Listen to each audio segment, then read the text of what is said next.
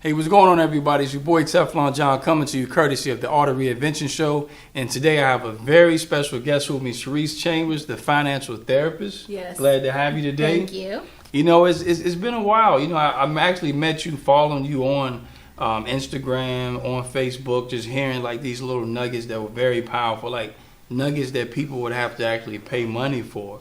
So could you just introduce yourself to the people so they can know why I got you on today? All right. I'd love to. Thank you for following me too, by the way. Anytime. So I am Charice Chambers with Financial Fancy. I help people save 40 to 60% on practical things that they do every day, creating budgets, cutting coupons, and making a strategic plan with their money to make sure that they're obtaining the goals that they have set for themselves and their family. Also do business assessments. So sometimes when people start a business, they forget that you can still use the practical everyday. You can use a coupon on buying ink for your printer. And also going over deductions and things that they forget sometimes when they sign up for paparazzi or Mary Kay or some kind of direct sales situation. Also do bookkeeping for small business and nonprofits here in Lynchburg. Wow. Okay, that's an impressive resume. Thank you. You know, and what I love about you is you give practical information. And I feel like that, you know, the top percentile of people, which are like the low 5 to, the 3%, sometimes when financial advisors or anyone in that field comes off, I feel like they're talking to them and they're leaving me out, or leaving out the average person. So I feel like your content is really geared towards the average person. Yes. So could you give me like the purpose of why you chose to go with practical versus like the big scheme? That's a good question. So practical savings, it's the small wins that get you the big wins. So a great personal story, and I shared on my Instagram not too long ago, was when me and my husband decided to buy a home, we decided there were some things that needed to go. So we were high subscription based people. We have Amazon Prime, we have XM in the car, so we're like, gosh, we need to make some cuts. So one of the things were getting my nails done. I'm a girl. I love getting my nails done. It's actually one of my self-care regimens that I do. But after I looked at the numbers, I was like, I spent $100 getting my nails done once a month, and that was not practical. And I was like, you know what? When I was little, I used to paint my nails, and that could still be self-care. So I decided to stop going to the professionals to get my nails done, and I started to paint them myself. And it gave a year we were able to, not just by doing my nails, but a multitude of practical things, be able to save up enough money to put a deposit on the house that we purchased. Wow. And when you're saying it, it makes me think about when I was first brought into the concept of luxury versus a necessity. And then can you break that down for people? Because I think it's hard for people to really decipher like what they need. Right. What's a priority versus Right. what I would like to have, what I want. Right. So groceries is always, that's a good example, because some people are like, off-brand ranch tastes different than right than regular, and they might be a little tanged, a little different, but really what it comes down to is preference too. So if you use coupons and have other methods to lower your rate on one end, it could give you a cushion for something else. So my birthday's in August, and one thing I've done is I've created an email just for coupons, because sometimes you get an influx of so many things. The coupons, I signed up for IHOP, I signed up for Dunkin' Donuts, and they all give you free items on your birthday. I could eat free for the whole month of August because of all of the things I signed up for. IHOP, and they do anniversaries. I love that. So I get a coupon for a free fruit and tea fresh and fruity on my anniversary, and again for my birthday. So just those practical things. You're already doing it. Why not just take the extra step? It's a no-brainer. Okay. So when it comes to that, right? If someone's like, hey, look, I want to save. I want to start building wealth, or start trying to build. Let's start with the basics. Someone wants to build a savings account, right? But they think $10 is not enough to save, so they don't save any at all. Should they save what they can, or how should they start with that process? So the first thing is to gauge your expenses to your income. Okay, so if you're making, hopefully you're making more income than your expenses. And it's always good to look back. So once a month is done, it's actually not done. What a thing I like to do with clients is look back a month prior and then reassess what we've gauged. Like, all right, if your allowance is $100 a week, I saw that you went to La Coretta's one week, you went to Fridays the next week, you went to see Arrested Development and bought tickets for that, and all those little things start adding up very quickly. And then you can say, you know what? I didn't do so well doing X, Y, and Z. And then you can see moving forward how you can do better. But you have to look back to do better. You know, anybody say that we repeat history if we don't learn from it. The same thing with your finances. We are not reinventing the wheel here. These are same practical things that your grandma, your mama, your daddy hopefully have spoken into you, and we just really need to take it into practice. Yeah, and I see a lot of people don't take advantage of the apps, because I know with BB&T, I remember at one point they had implemented where you can do like a breakdown of what you're spending. And it's funny if you spend, like, people look at it like, oh, I'm spending $6 for this meal, $8 for this meal, because it's short shots. Right. But in a month's time, once you do that filter, I was surprised on how much money I was spending on food outside the house after spending X amount on groceries. I've most definitely been in that boat. Okay, so what is your advice for people who feel like, you know, they can't make certain cuts, you know, like you did for getting their nails done? Where are some areas where they can start first? Well, first of all, if you're someone who pays your credit card on time and you're paying the interest, you are well in your right to call them and say, hey, I'm a good customer. Would you consider taking off your APR rate, not charging me interest? And I have had a couple of clients where they lowered their APR rate to 0%. It's just a matter of opening that conversation. I think people think that they have to take what's given unto them. But a lot of times it's just really opening your mouth. You've had your car for over 2 years and they're charging you 20% interest rate. You've been paying on time or early. You know, I love the early portion. Even if it's 5 days, you have created a reputation with them to go in and say, hey, is there any way we can reconsider lowering my APR rate? Cars, which is a big purchase ticket, because what you don't want to continue to happen is you're paying down on the principal and you're taking the 5 years to pay it off when you could really do it in 2, and that interest rate by itself is a good chunk. Now, can you break that down? Because that's something that you hear a lot about is, you know, a car and a house, I believe, are the two biggest investments that you're going to make. One, and being a house, you can pay down the bill and build equity. But a car always loses value, right?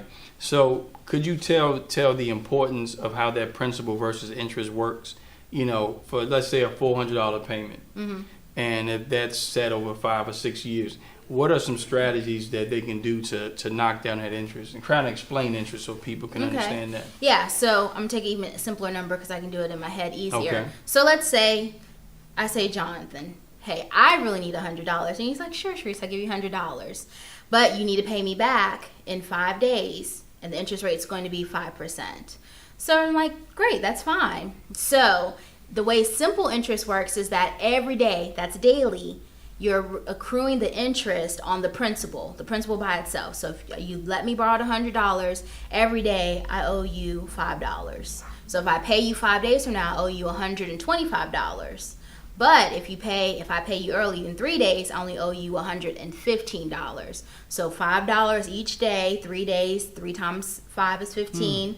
The principal was $100, that's $15. So you imagine if you borrowed the money for a day, you'd be only paying $105. So the difference between paying the 1 day to the 5 is $20. Wow. And we're just talking about 5 days. So imagine you had a credit card or a car, a bigger amount, and you took 2 years, how much interest just even in a month's time could quickly accumulate so quickly. So even if you just paid the extra $10, it's worth it, because you could possibly pay it off in less, maybe take it off a year. So what could an extra $50 do per month to someone's car payment? Oh my goodness. That's well, the first thing is it'd be hitting the principal. That's what you want to lower. You want to lower the principal. Have you ever, that's another thing, a lot of people don't look at their credit card bill. They just pay the minimum or pay whatever they're going to pay. Have you ever noticed that as you put more money, as your credit limit increases, the more the minimum is, because now you got to remember the principal of the amount that you owe them went up. Vice versa, the more you pay, the lower your principal is, the less they require for you to pay on that minimum, because they're hoping you just pay the minimum so they can charge you that interest. So keep paying. If your card, you're paying, you got furniture, you just use something different. You bought some furniture, it was $1,000, and you're paying $100, and then somehow when you get to that $500, all of a sudden they're like, oh, we just want you to pay $50 now. No, I'm gonna keep paying that $100 so I can pay it off faster. You're not gonna keep me tied up for 5 years. That's always a good. The 5 years is probably the best example, because most places have their loan for that period of time. Now, what is your view? Now you said that on refinance, because I've met people that were disciplined enough to where they went in and got this card, high interest, like 28% or something, and they're paying like $600 a month. Within a year, they built their credit and they dropped the interest rate to 12%. But they continue paying the $600 a month, and then they end up knocking the bill down, dramatically, right? Or paying it off earlier. Like, what is your advice for that? Like, how can you break that down for people to understand what I'm trying to tell them? Well, you're paying more on the principal. If you're consistent and still pay more than the minimum, you're going to, one, put yourself in a better place too, because the way that credit's set up is, it's about the length of time, what kind of credit it is, and new credit, and also your credit history. So if you're also paying early, paying more, you're going to increase your credit score dramatically and in a short period of time, because your credit is reported every 30 days. So it's almost like every month you get a new chance to start fresh or see what something new. So what is your advice for people that want to start on the credit journey? Well, first you need to write down everybody you owe. You gotta take ownership and write down everybody you owe. You got a hospital bill from 10 years ago. You need to write it down. You need to look up those things and then start with the ones you can knock off first. Always current debt. So if you have a credit card now, paying that off. Anything past due, call them. Don't ever be afraid. I'll tell you real life, just a transparent moment. When I was in college, I had 11 credit cards, and I got into a situation where I just could not pay them anymore. I did a consolidation, but I called those creditors and told them, hey, this is my situation.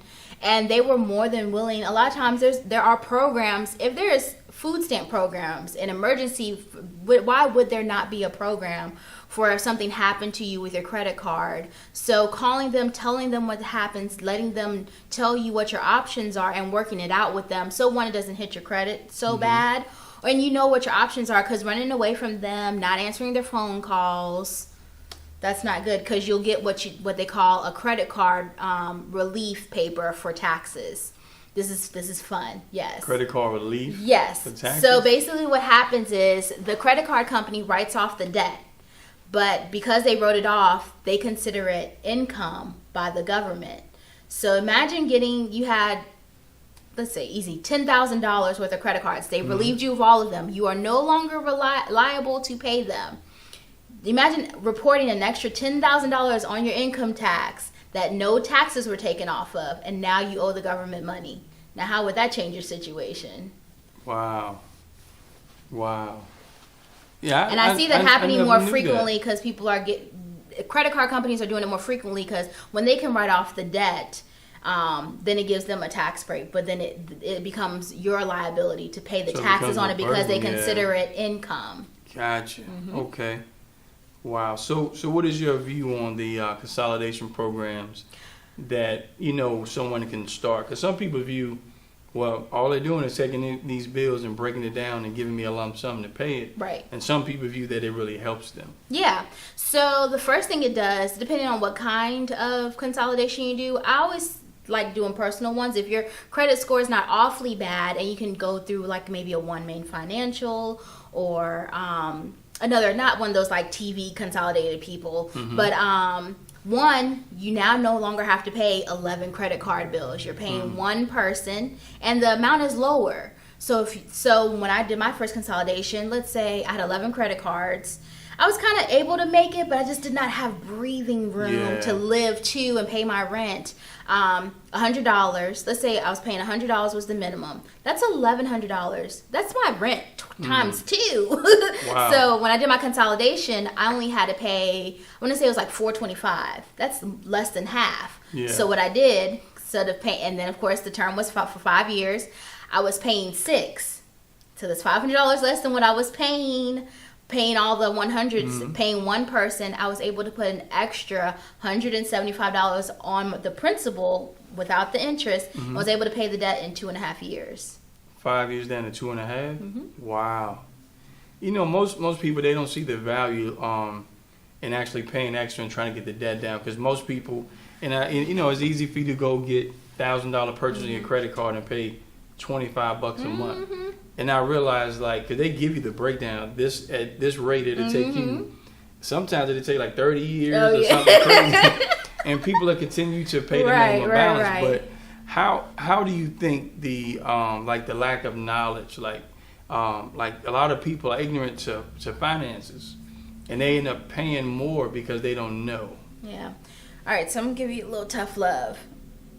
You just gotta be disciplined. You gotta have the accountability. You gotta want to and be consistent in that want. Just like losing weight. I always use weight because they parallel very easily. You know, it's almost like you work out one time, you're like, oh, I done lost 5 pounds. Like, yeah, you ready to kill it, right? Yeah. Just like with your finances, when you first see that first $20 in your savings account, you need to get excited about that little win, because if you put $20 every time you get paid, as soon as it's going to be $100, then soon it's going to be $1,000. And one challenge me and my husband did last year was whenever time we broke a big bill and we got back a 5, we put it in a savings account. We took all of those 5s and we ended up saving like $4,000 in 7 months. And you know what? The other thing, what it brought up, just $5 bills. Yes, when we broke a big bill. So the two things happened. One, I was like, we're throwing away money we don't even realize, right? Because I'm like, how did we save for it? Where did that money come from? Like, where did that go? Where? I didn't even know. But we were able to use the money to go on a vacation. We went to Virginia Beach for the weekend and rented the room, Something whatever. simple. Yeah, exactly. Something that simple. Instead of being, and sometimes not being proactive a little bit, unintentional, brought about a big win. So you need to be intentional, but sometimes you can do practical things. Another thing, people who like just so antsy, like they just cannot hold money for nothing. Envelope methods, making sure you put your allowance in the envelope, and then when you run out your allowance, you can't spend no more money. You got to cut it off, And then also, we always say that we're logical people, but we're emotional people. If you're happy, you want to buy stuff. When you're sad, you want to buy something. When you're upset, when you're, it's like eating. Again, they just parallel so easily together. But if you could just hold that and just find a way to navigate those feelings, or even journaling it, just processing what it is you're thinking, and then find a way to move forward in it. Yeah, and those are great tips. I mean, I really love the $5, because it's something that you don't think would add up. You know what I mean? So how did you get on these little challenges? Do you have any other challenges that making help? The $5 challenge probably was the biggest one we've ever done. But even just your change, we've always, my dad's been collecting change since I was little, but this is something that correlates, that moved as an adult. And then you start taking it to Kroger's and you're like, I made $30 in a month, my aunt, she collects cans still. I know you probably don't get much money, but it's money that you didn't have to do anything for either, because you're already buying soda cans, so just thinking of practical ways. I was telling you about the app about getting gas, called Upside Down, and you got to get gas, and gas is a cajillion dollars right now. So this app pays you 20 cents on the gallon for something you're already gonna get in your PayPal account. So why not? So it's just stacking up money. Gas. I made $5 last week for getting gas. Wow. Yeah, so great. Well, it's and I think what you're doing is you're really shining a light to stuff that people can do with little to no effort. You know what I mean? And I think a lot of people can take advantage of it, because it's not like they have to spend a lot of money to try to get money back. Now, what is your take on how you were breaking down savings accounts, right? So another thing is when you work a job like 401k, and you got a lot of options for investments. But so many people view that as you're taking, now I got to save, I got to do 401k, So can we get into that just a little bit more? So a 401. Okay, so let's start all over. So there's multiple retirement. So a lot of times people don't talk about that one. There's a 401. There's a 403. That's another retirement that employers do, and that's where they contribute. It's almost like a borderline pension. You find it more with like state employees. And then you have HSAs, so that's another form, and they don't get as much light as they should. So an HSA and an FSA. So an HSA is a health savings account. So that's where your employer pays a portion of some kind of health funds that you can use for health care stuff. So you could pay for your co-pays, prescriptions, things like that, and it's tax free. I love this, and this is a method I use for a lot of people who end up owing taxes, is paying yourself in a secret way. And it's not a secret way. Actually, you're just using the rules that your employer and the government has laid out for you. So to put yourself in a lower tax bracket, if you can at all possible, match as much as you can. And every year it changes how much you can contribute. And if you got to get glasses, I wear contacts, you got to go do a physical, typically that's included. Putting aside that money ahead of time and calculating out how much you're going to put, and it could actually help lower your tax bracket when you get your tax at the end of the year. So that's another conversation. If you like to get money at the beginning of the year, I don't care if I get a refund check, because this is the only institution where the government can hold your money a whole year interest free. If I had a loan, I'd have to pay interest on it. Somehow the government gets to hold your money all year long, and then you get excited about getting a big check at the beginning of the year. That's a whole nother conversation. But if you do like getting a check, putting yourself in a lower tax bracket so that you can get a bigger return, you can do that through your HSA, but it's still your money. So instead of doing I used to advise people to say, like, take an extra $20 on federal and an extra $10 on state, to even it out. But you're letting the government hold that money for free. Why not just put that money into your HSA, and you can roll that money over in retirement when you turn a certain age, and it's tax-free. Wow. Tax-free. Wow. Yeah, you're really teaching me something. Now, with 401k, say I'm 34 years old. Okay. How much do you recommend I should be putting in? For your 401, well, actually, it depends on how would you envision you and your wife to live when you're older. And that's one thing I was saying on my financial fact on Instagram today. My grandmother, she no longer gets her hair done every week, but she gets her hair done. She used to get her hair done once a week on Friday. She used to go get a roller set. And I was like, man, when I get older, that's what I want to do. I don't want to own no shampoo or conditioner. I was visiting, and I was like, Grandma, what's the shampoo? She's like, I don't have any. I was like, oh yeah, because she gets her hair done. But if that's how you want to live, if you want to live the same way you have accustomed to now, long term, then what does that look like? So that means you need to have an extra $20,000, $25,000. Well, I don't know how much you make, or and then also too is your house going to be paid off? Is your car? So really, people are like, oh, I don't want to do the budgeting. You will do that for the rest of your life. What, voluntarily or involuntarily? The inactivity. Sometimes people are like, even when you don't do something, you're doing it. So if you don't work out, you don't lose the weight. If you work out, you lose the weight. It's almost like pick your heart. Yeah. Do you want to, 5 years from now, still be having the conversation about, I want to buy a house. Oh, I need a savings account. I don't have an emergency fund. My car broke down. Or do you want to proactively make a plan how you want to live forward? So whatever the way that you want to live, then because everybody's plan is going to be different. Everybody's savings, and everyone has different jobs and the way that they can navigate their money. You got kids, you don't have kids, you got dogs, you got whatever your life is, Are you someone who wants to travel all over the world? Do you really, and then that's the other thing too.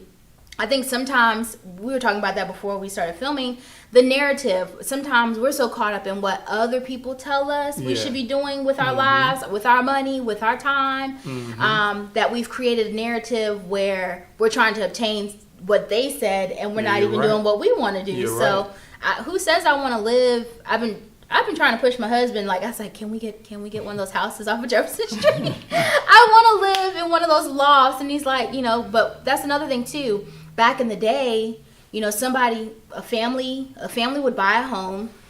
One of the kids would move into the house, and then the house would stay in the family. Oh, yeah. And then me and my husband had the conversation. I was like, you know what? I don't think either one of our kids want this house. So what happens when we die? The house. So we've worked so hard for this home for what? For status, because we're supposed to keep this in the family. So really, you need to have the conversation is not really just with you, but with everybody. You know. So I guess so you can get a full narrative of what it looks like, so that you can move your money the way you need to. Like back in the day, my aunt, she passed away, and we came to find out she had like 5 different life insurance policies because she wanted to have one on each grandchild. Wow. And no one ever told her she could just get one and pay one principal, one policy, and make riders. No one uses those words, and that's I guess the other part too, the vocabulary. Like I don't want to scare people like be using all these big words like ROAs and returns on investments and all this other stuff. Like, you know, what does that mean? What does that look like? You know, it's just so the financials are so multidimensional. It's not just life insurance. It's just not couponing. It's not just savings. It's a collective effort of all those pieces that make the big picture. Okay, now let's talk about the effects of social media when it comes to people's finances.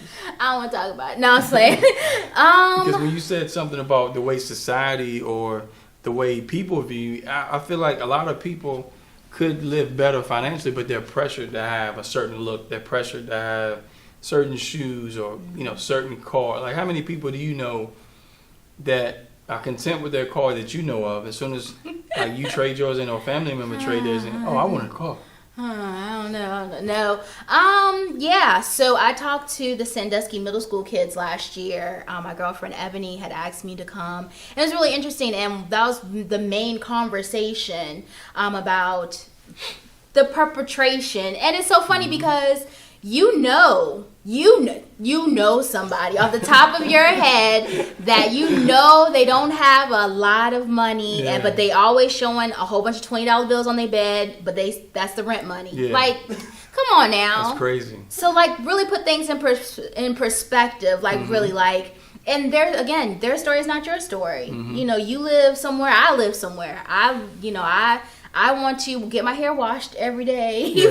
I'm sure, you know, whatever that is. So you can't tailor your story on what other people will say. And it takes discipline just to really get to a point where you're just like, you just don't.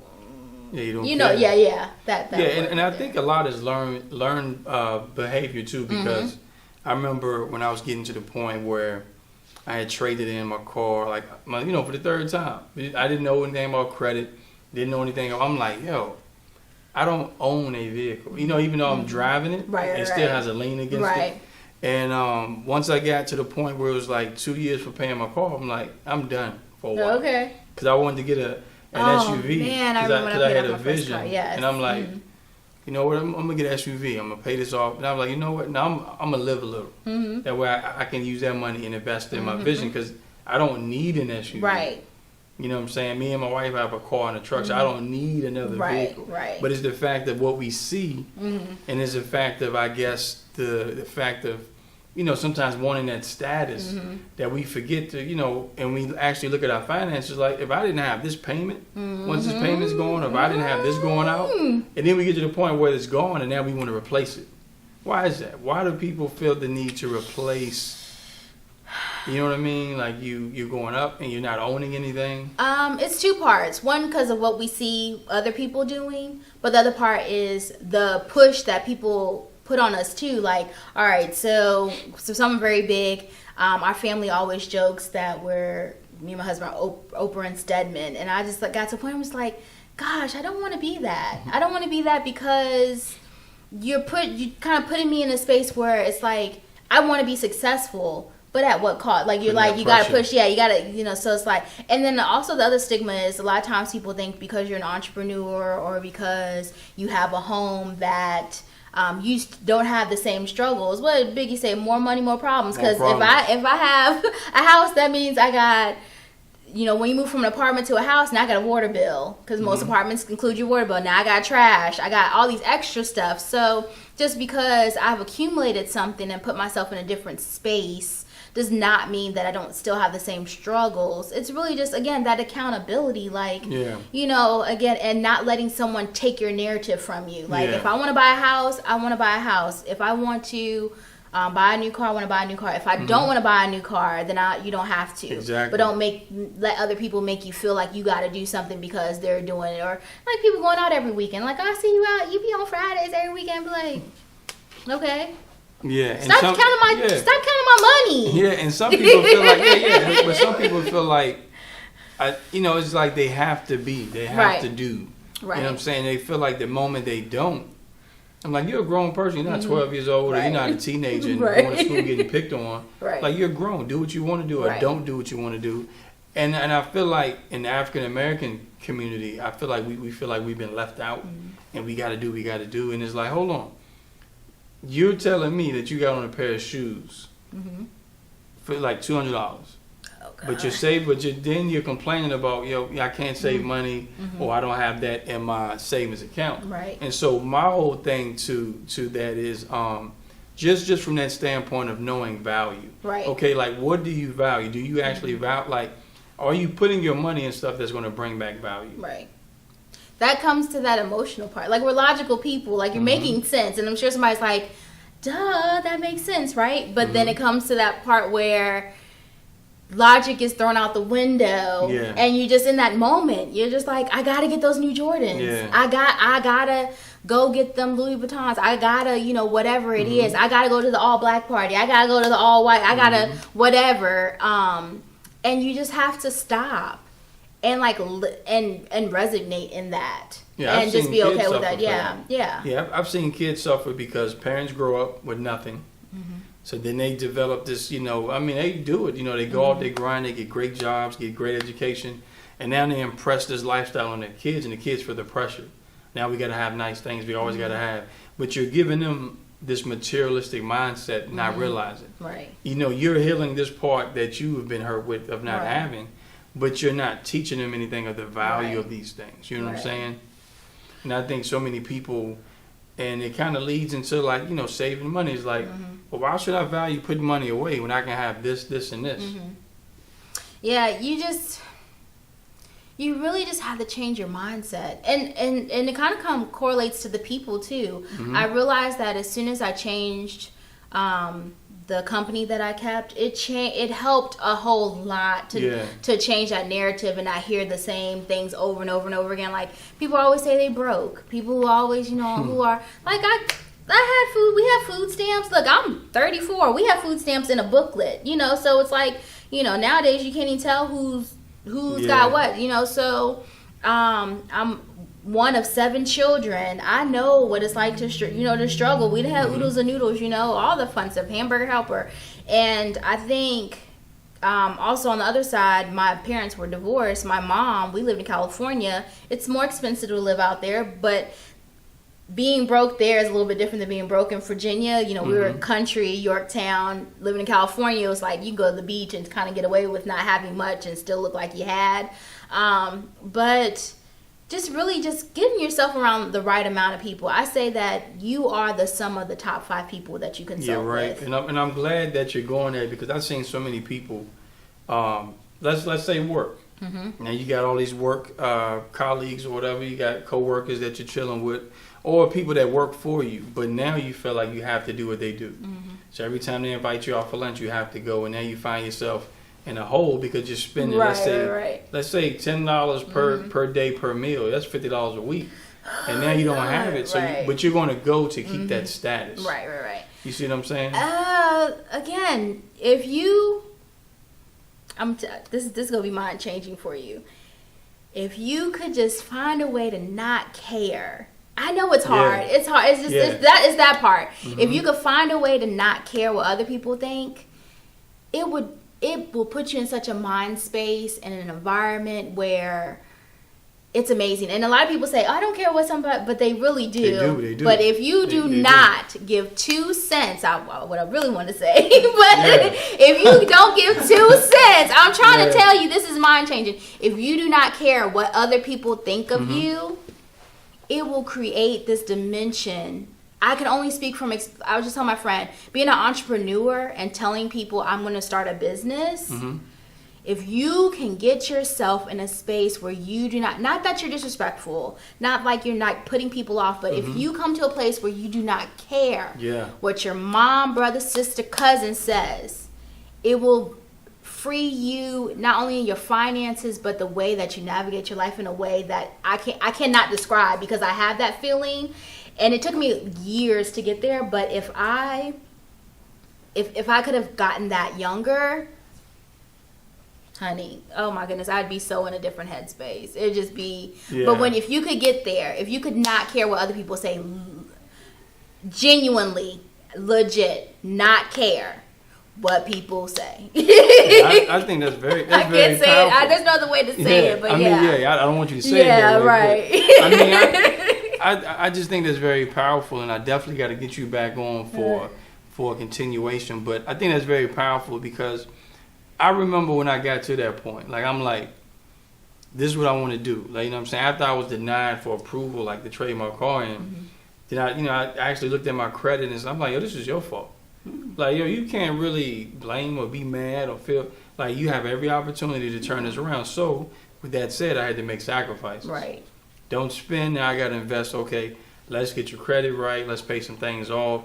Let's, get some credit cards to establish. Let's get into the game of really focusing on getting something that's going to have value. Right. Versus paying $200 for some Jordans that'll be tore up in 2 years. Now I get this credit card that may start off at $1,000 limit that can grow. Now I can do balance transfers. I can do cash advances if I'm ever jammed up. Spend it. Yeah. I was like, but you know what I'm saying? Right. Like, it's but that's free, and you can move. Option. When you have options, that's the key. Options. When you have that option, because like I tell people, like, I'm not the credit card spender. Right. But if something happens, transmission, God forbid, anything, you have the option versus, well, got to put these Jordans to use now, because you don't have a you don't have a car. You know what I mean? It's that part, because it's not a if something's going to happen. As an adult, when. That's the other part. You already know. Like, I've had my car break down. I had my catalytic converter go out. That was $1,200. Wow. Okay, that's money. You know what I'm saying? It's not if, it's when. Yeah. And in preparation, you don't have to get ready if you stay ready. Wow. You don't have to get ready if you stay ready. I'm not saying you gotta have a whole bunch of money. Most definitely, when I spent that $1,200 to get my car fixed, honey, I was hurt. But it was a comfort to know that I had to take a payday loan out. Gotcha. It was a comfort I had to put on a credit card or something like that. I paid. Got you. And then had to just re-up. You just gotta turn. You gotta get back to it. Yeah. That's what I like. Yeah. We gonna end it with that. You don't have to do what? You don't have to get ready if you stay ready. One more time. You don't have to get ready if you stay ready. Yeah, we gonna end it with that. It was a pleasure having you. Yes. Hey, look. So just briefly, why should someone choose you as their financial therapist? Because I'm gonna save you coins. I mean, that's what everybody wants to do. They want to increase their credit score. They want to save more money. They want to know how to do it, and they also want someone to talk to about their money. Money is something that is, taboo almost, very much like a lot of subjects. And, you just don't want to talk to anybody about it.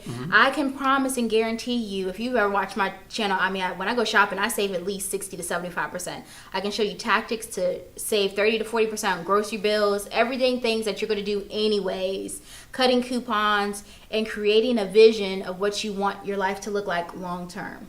Wow. Now, briefly, how can they get in touch with you? So you can schedule a free 15-minute consultation on financialfancy.com. That's my website. You can hit me up on my Instagram, Facebook, LinkedIn, Charice Chambers, all the same across the board. And if you want to see the genuine down-to-earth person, you could follow me on Snapchat on Leah Chambers, but that is unadulterated. So gotcha. Okay. Look, it was a blessing to have you. I believe that you dropped a lot of jewels. Thank you. I hope people pick them up. But just remember, if you have a vision, if you have a goal or dream, it's very important to get on board with what Charisse is saying, because it's going to take money. It's not even a man who sleeps must get up one day to make dreams a reality. And the only way to do that now is to actually put money out. People are not going to invest in you until you first invest in yourself. And that sums it up. And as I always say, one love, be blessed.